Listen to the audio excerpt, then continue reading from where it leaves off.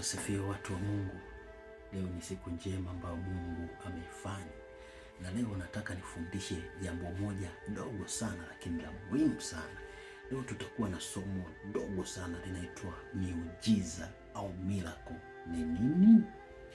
Sasa miujiza ni tukio la ajabu ambalo asili yake au utendaji wake hauwezi kuelezewa kisayansi kulingana na sheria na maumbile. Maana yake nini? Maana yake katika tafsiri ya kawaida ni kwamba kuna vile asili yetu sisi kama binadamu huwa tunaweza kutembea, kwa mfano barabarani. Unapotembea barabarani, ile ni asili yako kama binadamu kutembea barabarani. Lakini tukikuona unatembea juu ya maji, yani juu ya maji, hiyo sasa sio asili ya binadamu. Hiyo ndo tunaita miracle, miujiza. Maana yake umefanya kinyume na taratibu za kisayansi na kimaumbile. Bwana Yesu asifiwe.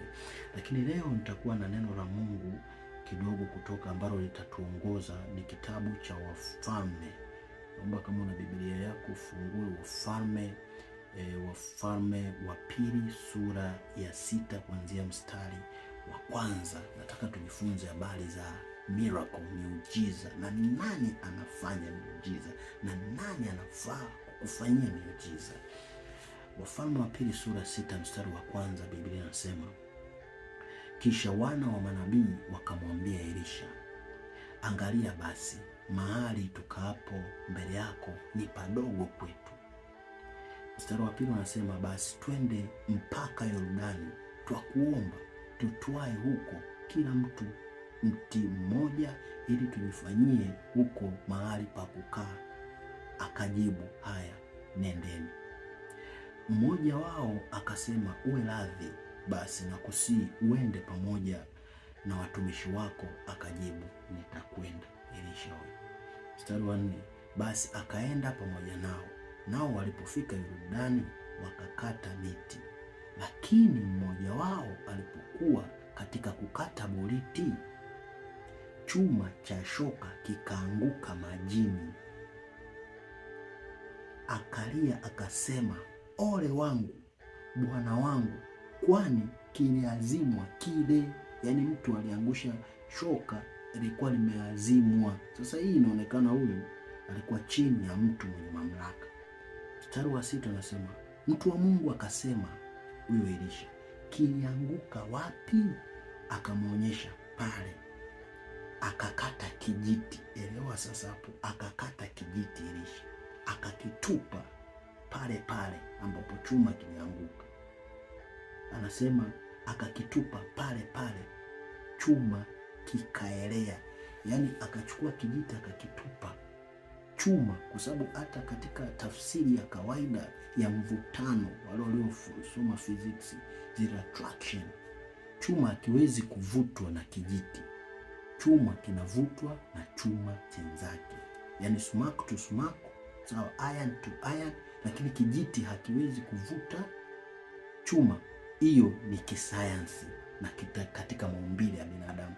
Lakini kwa hiki kwa Elisha kurusha kile kijiti kilivuta chuma, chuma kikaelea. Umeona hiyo flotation ikagoma, ni kisayansi, lakini chuma kikaelea, kwa ina maana kijiti kilivuta chuma. Hii ni muujiza. Huu sasa ndo tunaita miracles. Akasema kiokote, basi akanyosha mkono akakitua. Sasa nataka nikufundishe jambo moja, ndugu yangu, siku ya leo. Mungu ameweka uwezo katika kila binadamu, ila sisi tunashindwa kuutumia. Ameweka miujiza, ameweka upako, maarifa, ufahamu na kila kitu. You know what? Wewe ni zaidi, unaweza kufanya mambo makubwa, kwa sababu hawa watu zamani walikuwa hawana msaada zaidi, walikuwa wanamtegemea tu Mungu, lakini hawana kama kipindi chetu cha neema cha tuna Roho Mtakatifu, tuna Yesu Kristo, tuna Mungu Baba. Lakini wao ufahamu wao haukuwa hivyo, na watu wamesoma shule. Yesu alitupa, anasema nimepewa mamlaka yote mbinguni, afu akatupa sisi, yani ile mamlaka akatupa sisi. Yani Yesu ni Mungu akatupa sisi. Kwa sisi tuna uwezo wa kufanya miujiza na maajabu ya hatari katika dunia, lakini hatujitambui. Huyu Elisha alijitambua, alijua nguvu aliyonayo.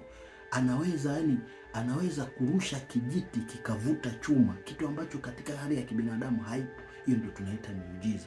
Inawezekana huna mguu, lakini kulingana na muujiza labda katika mguu, Mungu ana uwezo wa kurudisha mguu.